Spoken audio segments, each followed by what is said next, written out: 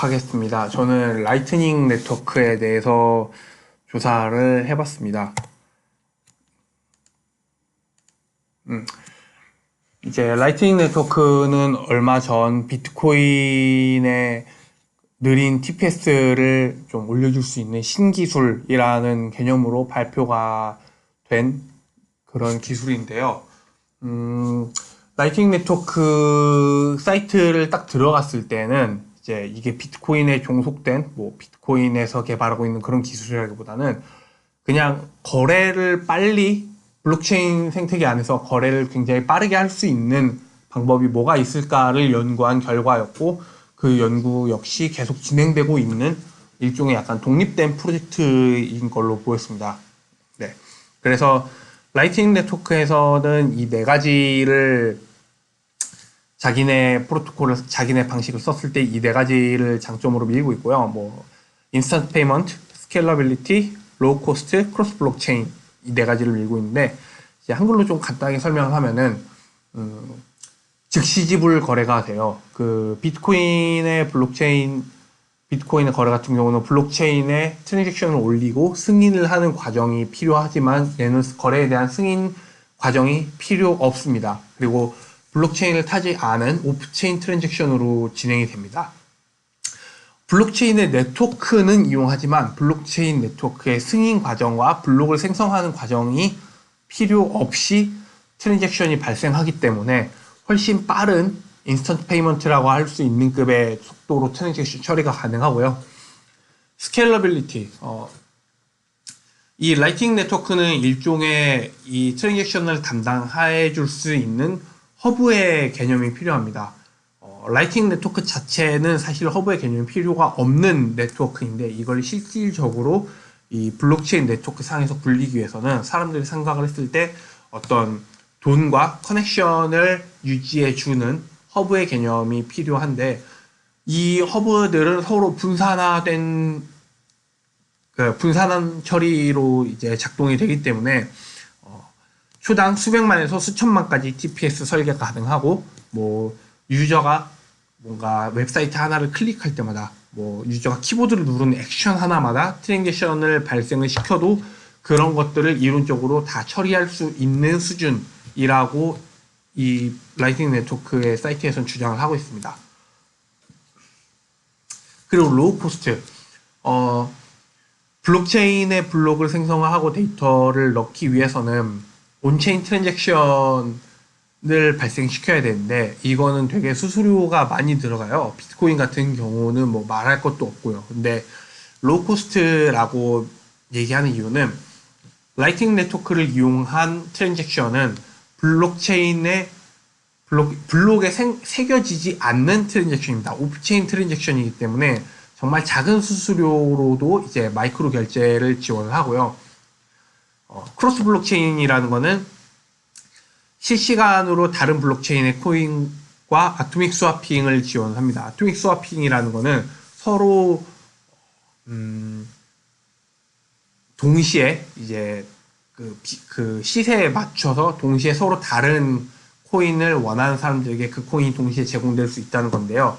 이거 역시 이론적으로는 가능하지만 실질적으로는 코인을 중간에 많이 갖고 있는 약간 쩐주의 개념이 필요한데, 그런 방식으로 해결한 것 같습니다. 이런 방식으로 해결하고 있는 또 다른 네트워크가 카이버 네트워크가 있습니다. 걔네도 이제 블록체인 안에서 크로스 블록체인 간의 그 코인을 스와핑하는 방식에 대해서 연구를 하고 있는데, 라이팅 네트워크가 그거에 대한 연구를 포함을 하고 있고요.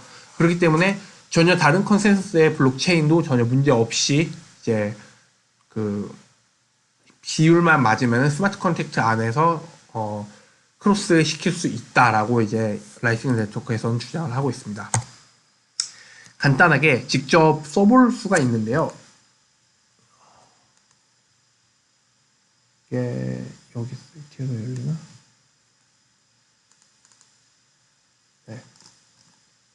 이제 이 스팀잇에 이런 직접 써볼 수 있는 그 링크와 가이드가 있어서 제가 한번 이 사이트를 가져와 봤어요. 네. 이 사이트를 두 개를 만들고,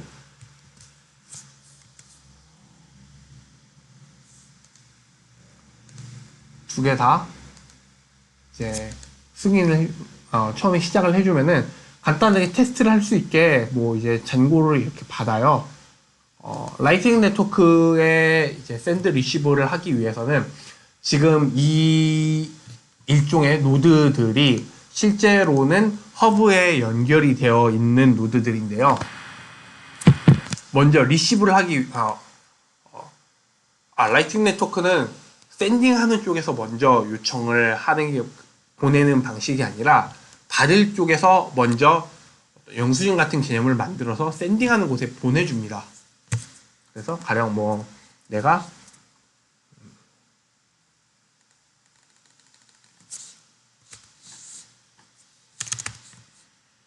요 정도의 금액을 보내겠다 라고 하면은 이렇게 리퀘스트 페이먼트라고 하는 개념이 생겨나고요. 요 리퀘스트 주소를 그대로 가져다가 다른 한쪽에다 붙여 넣어주면은 바로 인식이 됩니다.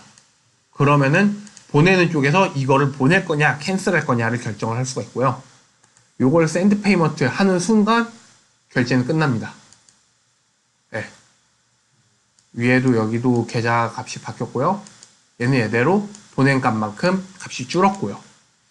이 정도가 지금 뭐 단순히 랩에서 구현된 형태가 아니라 이게 실제 블록체인 상에서 오프체인과 온체인을 왔다 갔다 하면서 이 정도 속도로 거래가 이루어질 수 있다라는 걸 이제 실질적으로 증명하는 그 네트워크 예제고요. 근데 이렇게 이제 라이트닝 네트워크에 대한 문서를 되게 이것저것 많이 읽어봤는데 비트코인에 국한된 기술인가에 대한 이슈부터 해서 좀 여러 가지 사람들이 오해하고 있는 혹은 사람들이 제대로 짚지 않는 기술에 대한 이슈가 있어서 간단하게 짚어봤는데 라이트닝 네트워크는 비트코인에 지금 처음으로 적용을 하고 있지만 그리고 사실 라이트닝 네트워크를 개발하는 사람들과 비트코인 파운데이션 쪽에 어떤 연관이 있는지는 저도 사실 모르겠지만 라이트닝 네트워크 프로젝트 자체로만 봤을 때는 비트코인과 별개의 네트워크, 별개의 프로젝트인 것 같습니다. 그리고 라이트닝 네트워크의 문서나 어떤 개념을 계속 봤을 때도 이거는 꼭 BTC 혹은 BTC 계열의 코인들에만 적용될 수 있는 개념이 아닌 하다못해 이더 쪽에도 적용될 수 있고 얼마든지 다른 네트워크에도 적용이 될 수 있는 개념인 걸로 보이거든요. 그리고 핵심 구성 요소는 빅고에서 이제 만들어낸 멀티 시그네처 월렛, 두 사람이 동시에 승인했을 때 혹은 여러 사람 중 몇 사람 이상이 승인했을 때 트랜잭션 발생을 시킬 수 있는 그런 어떤 컨트랙트가 내장된 멀티 시그니처 월렛과 그 다음에 중간에서 그 페이먼트 채널을 한쪽에서 이렇게 약간 중앙 집권화 형식으로 들고 있는 일종의 은행의 역할을 하는 허브라는 개념과 그리고 방금 말한 이런 온체인 트랜잭션의 그 속도를 이겨내고 되게 빠른 속도로 그 트랜잭션을 주고받을 수 있는 페이먼트 채널이라는 개념, 이렇게 세 가지 개념으로 이루어져 있습니다. 그 대신에 라이트닝 네트워크는 완벽히 탈중앙화 된 형태라고 하기 애매하다라는 의견도 있습니다. 그래서 허브가 이게 거의 한 반 정도는 중앙화된 형태 아니냐, 그리고 허브가 사실상 은행의 역할을 하고 있는 거 아니냐, 그럼 이게 진짜 진정한 의미의 디센트럴라이즈가 맞는가? CDN이 굉장히 여러 군데에 퍼져 있지만 우리가 CDN을 갖다 놓고 디스트리뷰트라고 하지 디센트럴라이즈라고 하지 않잖아요. 네, 그런 개념처럼 이 라이트닝 네트워크가 디센트럴라이즈냐 아니냐에 대한 논의는 아직도 계속되고 있습니다. 네, 실제로 라이트닝 네트워크는 라이트닝 네트워크가 이상적으로 구조를 가졌을 때는 아마 이런 모습이 되지 않을까 싶은데 사람들이 원하는 그리고 사람들이 생각하는 형태는 이런 형태일 거라고 생각을 하니까 이제 여기서 오는 간극이 좀 있고요. 실제로 라이트닝 네트워크가 어떻게 이루어지는지 좀 도식을 직접 그려가면서 설명을 해보겠는데요. 약간 도식이 좀 애매할 수도 있습니다. 어제 처음으로 그려봤던 거라 이해하면서 라이트닝 네트워크 개념은 피어가 여러 사람이 있을 때 각자의 피어 혹은 그 피어라고 하는 거는 이제 그 사람들끼리 페이먼트 채널을 만들고 그 페이먼트 채널을 통해서 실제 트랜잭션을 이루는 것을 의미를 합니다. 근데 이게 실제로 구성되어 있는 모습은 이 페이먼트 채널이라는 게 실제로는 이 멀티시그 월렛이라는 한 피어와 다른 피어가 동시에 소유하고 있는 멀티시그 월렛을 통해서 개념이 구현이 됩니다. 그래서 실제로는 A와 B가 데이터를 그 트랜잭션을 주고받을 때 서로 디포짓을 겁니다. 멀티시그 월렛에다가 둘 다 돈을 걸어놔요. 네. 이거를 이렇게 둘 다 돈을 걸면은 이 처음에 멀티시그 월렛으로 그 금액을 송금하는 거는 온체인 트랜잭션 안에서 이루어져야 됩니다. 그래서 이 페이먼트 채널을 생성하는 과정은 한번 비트코인 네트워크 안에서 이루어져야 됩니다. 그리고 그렇게 한번 멀티시그 월렛에 디포짓이 걸리고 이 트랜잭션 두 개가 다 성사되면서 온체인 네트워크가 페이먼트 네트워크가 생성이 되면 이 녹색의 페이먼트 채널이 생성이 되면 그 뒤부터는 A와 B 사이에 아까 같은 속도로 굉장히 빠르게 비트코인을 주고받을 수 있습니다. 그래서 A가 B한테 얼마, A가 B한테 또 얼마, B가 A한테 얼마 이렇게 돈을 왔다 갔다 할 수가 있고요. 이 데이터들은 실제로 온체인 네트워크에는 기록이 되지 않고 A와 B가 각자의 장부를 통해서 들고 있게 됩니다. 그리고 이 장부는 블록에 기록되지 않았기 때문에 모두가 인정해주는 장부가 아니고 둘 중 하나를 이제 채택을 해야 되는데 그 경우에 A와 B 둘 중 하나가 나쁜 마음을 먹고 자기한테 유리하게 장부를 조작을 할 수가 있는데 그런 걸 막기 위한 이제 룰들도 있고요. 제가 간단하게 이해는 했는데 다시 지금 제대로 여기서 그 부분에 대한 설명까지 도식화시키지 못했는데 그런 부분에 대한 개념도 충분히 다 준비가 되어 있고요. 또 이 거래 자체가 최종적으로 성사되지 않았을 때는 서로에게 디포짓을 다시 그대로 돌려주는 그런 개념 역시 이 멀티시그 월렛이 생성될 때 이 월렛 안에 있는 스마트 컨트랙트에 다 내장이 돼서 걸립니다. 그래서 실제로 거래가 제대로 성사되지 않았을 때, 거래가 성사되다 누군가가 악의적인 목적으로 조작을 했을 때에 대한 방식이 다 되어 있고요.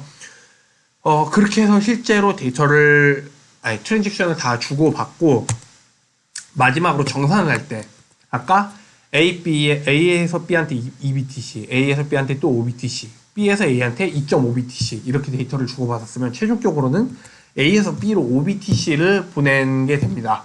그리고 두 사람의 잔고는 A는 5, B는 15 이렇게 되고요. 그러면은 이 최종적인 그 장부의 내용만 온체인 트랜잭션으로 마지막으로 생성이 되고 이 노란색에 있는 내용만 온체인으로 올라가면서 페이먼트 채널이 사라집니다. 그게 이제 채널을 닫는 개념이고요. 이때도 한번 온체인 트랜잭션이 발생하기 때문에 이때 한번 수수료와 좀 긴 트랜잭션 시간이 필요합니다. 네. 아까 말씀드렸듯이 이 두 사람이 그 후 정산된 비용을 받아가는 거에 대해서는 스마트 컨트랙트로 완전하게 보호되어 있기 때문에 이 부분은 둘이 서로를 믿지 않더라도 안전하게 거래를 수행할 수가 있고요. 네. 이런 방식을 이제 중간에 신뢰에 대한 매개체가 없는 방식을 트러스트레스라고 해요.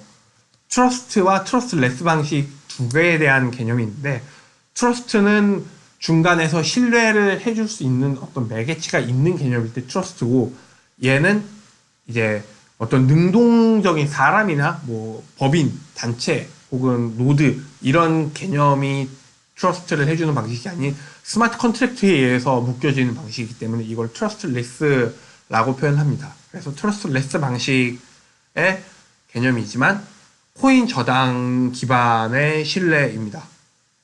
그래서 어떻게 보면 개념이 단순하기도 하고 사실 그냥 마이크로 페이먼트를 하기 위해서 내가 막 300만 원, 500만 원 정도를 디포짓을 걸어놔야만 이 트랜잭션을 수행할 수가 있다라는 말이 나오기도 하고요. 현실적으로 지금 라이트닝 네트워크를 쓰다가 뭐 내가 0.1 BTC 정도 60만 원 정도 걸어놓고 마이크로 트랜잭션 마구 발생시키다가 비트코인 시세가 갑자기 급락했을 때 이거를 내가 다시 트랜잭션을 다 정리하고 채널을 닫고 비트코인을 회수해서 그걸 다시 현금화시키는 이런 일련의 실질적인 어떤 과정을 거칠 때 굉장히 불편하고 기존의 트랜잭션보다도 훨씬 더 번거로운 이슈가 있습니다. 그래서 그런 부분에서 좀 문제가 있고요. 또한 일회성 거래를 진행할 때도 채널 오픈할 때, 종료할 때 온체인 컨펌이 필요하기 때문에 이 부분에서도 비효율적이고요. 아까 같은 경우는 테스트 환경이기 때문에 미리 온체인 네트워크에서 트랜잭션 페이먼트 채널을 열 필요 없이 페이먼트 채널이 전부 다 열려 있는 상태로 웹브라우저에서 그 두 개의 지갑을 받았기 때문에 우리가 전혀 문제 없이 그 트랜잭션을 주고받을 수 있었는데 그 트랜잭션을 열기까지의 시간이 굉장히 오래 걸린다는 게 한 가지 문제입니다. 그리고 중간 노드가 증가함에 따라 한 거래에 수많은 자금이 묶이게 된다는 말은 다음 슬라이드를 간단히 보면서 설명을 드릴게요. 이제 또 하나 허브 중앙 집중화가 예상된다라는 말이 있는데 이건 이제 어떻게 보면 허브가 큰 돈을 들고 있어서 이쪽 계약에 대해서도 응 내가 보증해 줄게 저쪽 계약에 대해서도 내가 보증해 줄게 허브라는 놈은 페이먼트 채널을 만드는 만큼 그 페이먼트 채널을 걸리는 금액에 대한 보증을 해줘야 됩니다. 그래서 실제로 그 스마트 컨트랙트가 제대로 작동된다면 그 돈이 날아가진 않겠지만 그만큼 돈에 대해서 이제 허브가 약간 쩐주, 디포짓을 걸어놓는 역할이 필요하고요. 그 부분도 이제 단점으로 지적을 받고 있습니다. 이런 개념이 약간 카이버 네트워크와 비슷한 방식인 것 같고요. 이제 중간 노드 증가에 따라 한 거래에 수많은 자금이 묶이게 된다는 부분에 대해서는 이런 식으로 노드가 이제 그려가면서 이건 좀 설명을 해야 될 것 같은데요. 그릴 수가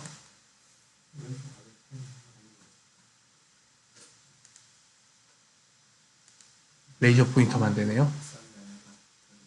네? 네. 마우스가 좀 이상하네. 얘네 두 개, 만약에 이쪽에서 여기 있는 사람과 데이터를 트랜잭션을 주고받아야 된다라고 했을 때, 라이트닝 네트워크의 이 페이먼트 채널이 이런 식으로 연결이 되어 있으면은 중간에 있는 이 수많은 사람들이 전부 다, 쩐을 중간에 걸어놓고 매개를 해야 되는 겁니다. 한마디로, 이 모든 사람들이 신뢰 관계로 중간에 그 디포짓이 걸려 있어야만 얘부터 이 아래까지 네트워크를 타면서 이제 실질적인 트랜잭션 전송이 가능하게 되는 것이고요. 이거를 그나마 효율화시키기 위해서는 중간에 이런 지금 얘 하나가 4명과 그 페이먼트 채널을 갖고 있잖아요. 이런 애가 이제 필요합니다. 이런 애가 허브 같은 개념이 되고요. 이런 애가 많아지면 많아질수록 이 라이팅 네트워크는 디센트럴라이즈 된 개념보다는 좀 중앙화된 방식으로 더 한 걸음씩 다가가게 되기 때문에 이 부분에 대해서 걱정하는 사람들이 많습니다. 네. 제 발표는 우선 여기까지고요. 참고 문헌으로 제가 준비를 한 내용, 좀 참고한 내용들이 여기저기 있는데 이 문서는 뭐 나중에 같이 좀 보면서 이야기를 나눌 수 있으면 더 좋을 것 같습니다. 감사합니다.